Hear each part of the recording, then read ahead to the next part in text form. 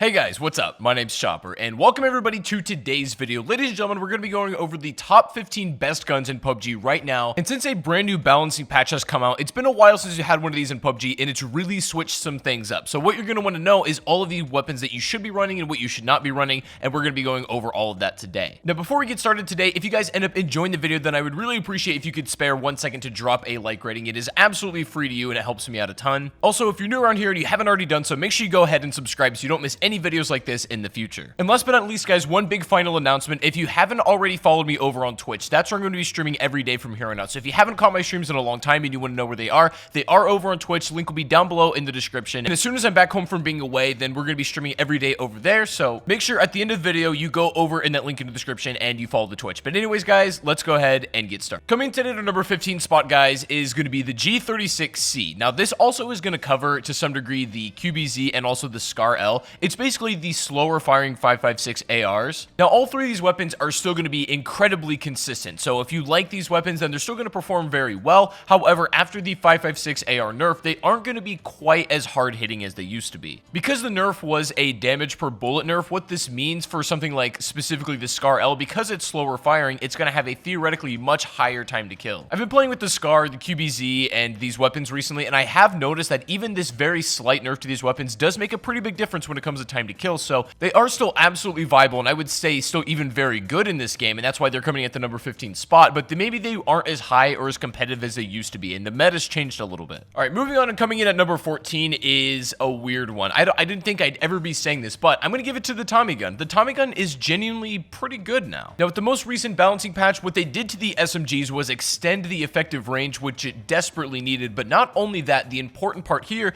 is that they increased the damage that SMGs now do to limbs. This right here is the key thing to know, because in some theoretical situations, now SMGs will kill faster than like most assault rifles on the body. What's weird is that now if you're going against a fully armored player, like all level 3'd out, you're going to be able to kill them quicker by shooting them in the limbs with an SMG than if you shot them in the chest with an AR, which it gets sort of weird with balancing and time to kills, but that's how it works out now. But that being said, this is for very specific situations, and I still recommend ARs just generally over SMGs. Like, even after this balancing patch, I still don't think they're super viable across everything, but they are significantly better now. And for these situations, if you just need to like shred armor, then the SMGs are for you. Coming in today at the number 13 spot, it's a gun that's really growing on me recently. This is the SLR, and so DMRs ever since this patch have been more important than ever, and I think that this is definitely one of the shining stars of the bunch. Despite this being one of the harder guns to use in my opinion, I really think if you practice enough and you can find your handles with this weapon, it's always worth having this as a secondary. You don't need quite as much to fully attach it like you do in SKS. It's also got a little bit more damage and shoots just ever so slightly faster than the SKS when it comes to bullet speed. And I don't know about you guys, but this is slowly but surely becoming one of my favorite DMRs in the game. As long as you can find your handles with this thing, I feel like, then it's going to be something that you really tend to favor. It's still an option just to put scopes on assault rifles and use them kind of like DMRs, but since their recent nerf, then it's not quite as viable anymore, and that's why DMRs are so important nowadays. If you end up in that situation where you can't find a DMR and all you have is a scope and another,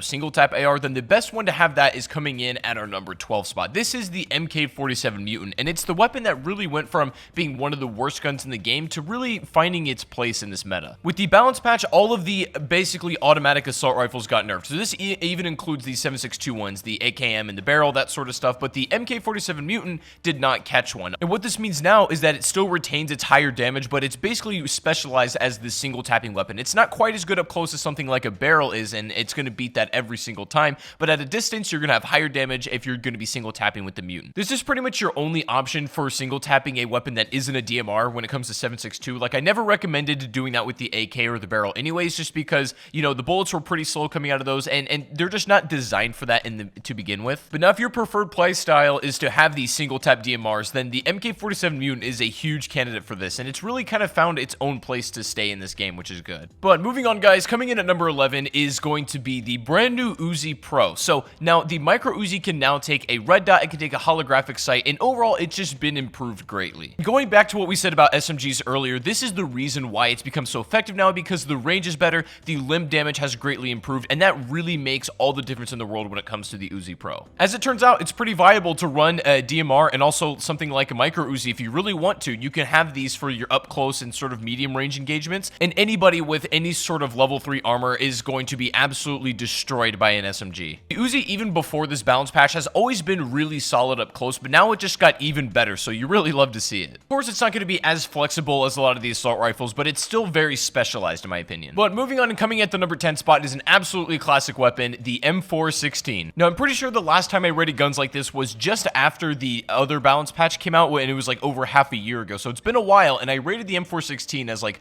either the best or one of the best guns in the game, and while it's still a very, very solid weapon, it's not quite the highest tier in my opinion anymore. Now, especially when it comes to armored players, the M416 is going to struggle a little bit when it comes to time to kill. It's no longer just this like absolute laser melt machine like it used to be. The single tap on this weapon is no longer quite as strong as something like the M16 is, and so the little bit of a damage drop off is kind of rough. But all of that being said, this is important to keep in mind. The weapon is still probably the most flexible gun in the game. That hasn't changed at all. The biggest thing that has been adjusted is the time to kill on this is now just slightly higher, so you need to land maybe 1 to 2 more shots, you know, generally per gunfight to win it. Getting away from that and coming in at the number 9 spot is a weapon that falls into basically the same category as the M4, and this is the barrel. So this is pretty much the equivalent of the M4, just the 7.62 version, and you guys know it's an absolutely fantastic weapon. Certainly one of my favorite in the game, but it has also caught a little bit of a nerve just like the M4. What I loved about this weapon was its versatility and also just its raw time to kill. It was very close to something like the Groza, which was unbelievable, but it was also something you could just pick up off the ground. Now, since its damage is a little bit lower, it doesn't quite hit like it used to, but it's still an unbelievably good weapon. So by no means am I writing this off in my book as being something I'm going to use, because the barrel is still fantastic. However, it might not be how you remember if you haven't played in a while. The equation for this balance patch to determine whether a gun got hit really hard or not, and it's a lot worse now, is basically the slower the fire rate of that weapon, the harder it got hit. So something like the AKM is now significantly worse than it used to be, just because the rate of fire is very low. Despite the nerf, the barrel can get away with it, I think, just because of its raw fire rate, which is insane. Alright guys, now coming in at the number 8 spot is the M24 sniper rifle. So this is kind of a weird one. Now, the M24 and the Kar 98 have switched damage profiles since the last patch. So what this means is that the Kar 98 now has more damage than the M24. What's interesting about this though is that this doesn't really change too much. Now, I still prefer the Kar 98, and I'll tell you why a little bit later, but the M24 is still, it's got faster bullets, so if bullets are fired at the same time, the M24 is still going to win, as most players shoot for headshots nowadays. You could argue that the M24 is also easier to use because of that faster bullet speed, and you know, some people just prefer it to the K9, and I'll tell you why. Like, I prefer one over the other, but the damage switch doesn't really seem to change that much in this patch, and you can still run either or. You just have to determine whether you want higher damage but slower bullets, or faster bullets and lower damage. But when it comes to headshots, it doesn't matter at all, and the M24 in fact has an advantage. This weapon has literally went from being an outstanding crate gun and being like literally the second most powerful weapon in the game to now being weaker than a Kar 98. Pretty crazy, but it's still a super great weapon. Moving on here and coming in at number 7, I'm going to give this to the M16. Now, overall, I still am going to say that by and large, the M4 is still a better weapon when it comes to most cases, but the M16, I wanted to make sure that it gets its time in the spotlight now. Similar to the MK47 Mutant, the M16 did not end up getting a damage nerf, meaning that the single tap and the damage per bullet on the M16 is now higher than all of the other automatic ones. In comparison, it is absolutely great for single tapping now with this weapon, and it's pretty viable with burst fire nowadays, especially when you have the right attachment. So, and it kind of feels like the M16 of the really early days of PUBG to some degree. As I said though, me personally, I still think the M4 is going to be overall a better weapon, but now the M16 is probably not going to get passed over as much, and I've definitely been using it significantly more than I have in the past, and it's just good to have a little bit more variety and a reason to use weapons over the others. So this is a really good change in my opinion, and the M16 is great. Coming in at number 6, guys, is going to be the Groza, an absolute fan favorite among a lot of you, and for good reason. It's an insane weapon, and despite the recent damage nerf, it's still unbelievably powerful. So this really didn't seem to get hit too hard in my opinion. The fire rate's good enough where the time to kill isn't going to make that much of a difference. The time to kill may end up working out where it's exactly the same as it used to be, but if it's not, it's probably going to end up where you need to land maybe one more shot, but ultimately it's going to perform basically the same. A side note about the Groza, I think what this balance patch did is bring the gap between the barrel and the Groza even closer, so now that these weapons are, you know, very viable and they're very comparable to one another as well, the barrel might be just as effective as using the Groza, the only difference being recoil control. Either way, whatever your preference is, both of these weapons are on this list, so they're absolutely fantastic at the end of the day. Coming at the number 5 spot is one I think you guys are going to be really happy about. This is the Vector, and this has significantly caught a huge buff since the last patch, and what this means for this weapon is that this is the go-to SMG for for fighting armored players. Now, weird fact about this gun specifically and all the other SMGs to some degree is that fighting a fully level 3 armored player, you're going to kill them quicker by shooting them in the legs than you will shooting them in the chest. Again, that goes back to those weird limb damage multipliers, which I'm not really still sure how that's going to affect the game long term. I guess we'll have to wait and see with SMGs. But at the very least, what we can pull from that right now is that vectors are absolutely crucial in having, especially if you're going to be fighting very armored players and maybe you don't have a super high time to kill weapon. The DPS has always been insane on the vector, and fighting armored players with this insane DPS with this damage multiplier means that it's an extremely good weapon, even with its buffed effective range. Like, the vector is unbelievably good now. What I will say though, take this in caution, is that you still need to have your vector at least try to have it fully kitted out, at least have the extended mag on it. That hasn't really changed at all. Now, keep in mind, it's certainly not a replacement for anything long range, so as long as you know that, you should be good to go. But moving on, and coming in at the number 4 spot is another crate weapon, the M249. And despite all of the changes that have been made in the recent balance patch,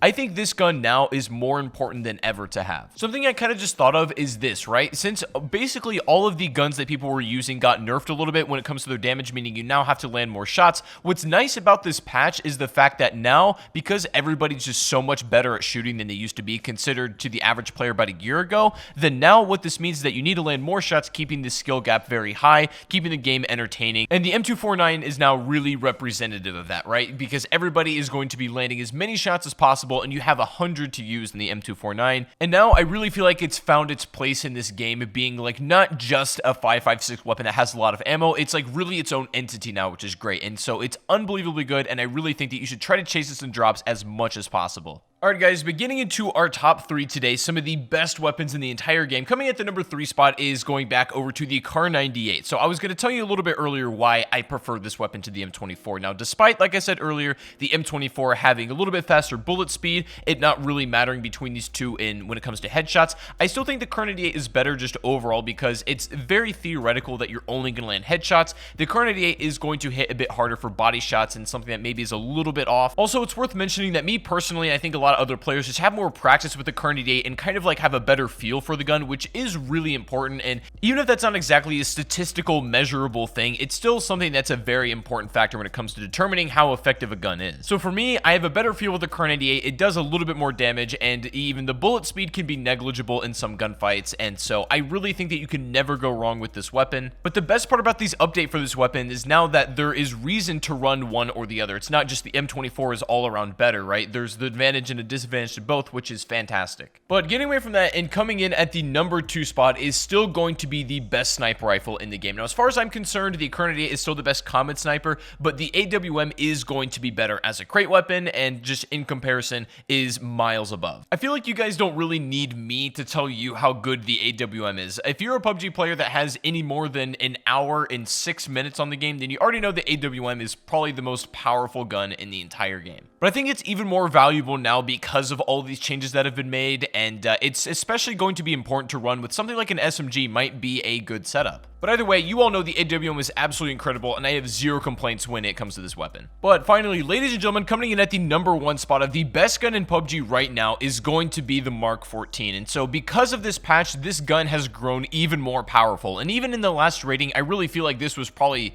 even so the best gun in the game. Nothing has changed, but it got even better. Because this is now basically an assault rifle that didn't get nerfed, and it's also a DMR that also didn't get nerfed. It's super versatile and very easy to use, and it's only gotten better as time has went on. If you ask me, this is the most sought after and most valuable weapon in not only crates, but in the entire game in general. And I don't think anything is going to dethrone this as the best gun in the game unless something major happens. If something new gets added that's just absolutely wild, the Mark 14 might stay king for the foreseeable future. It's just so hard for anything to compete against this gun. It's so hard for you to play against somebody who's using it, who has a pretty decent shot, and it's very effective if you're running it. So my mind will not be changed. The Mark 14 is still the best gun in the entire game of PUBG. So that is going to be the video for today, guys, of the top 15 best guns in the current patch. I really hope you guys did enjoy this, and I hope this was able to help you out. If it did, make sure you drop a like on the video, subscribe if you are brand new, of course, and also, like I said at the beginning of the video, make sure you go ahead and follow me over on Twitch, as soon as I'm back from my trip, that's where we're going to be streaming every single day,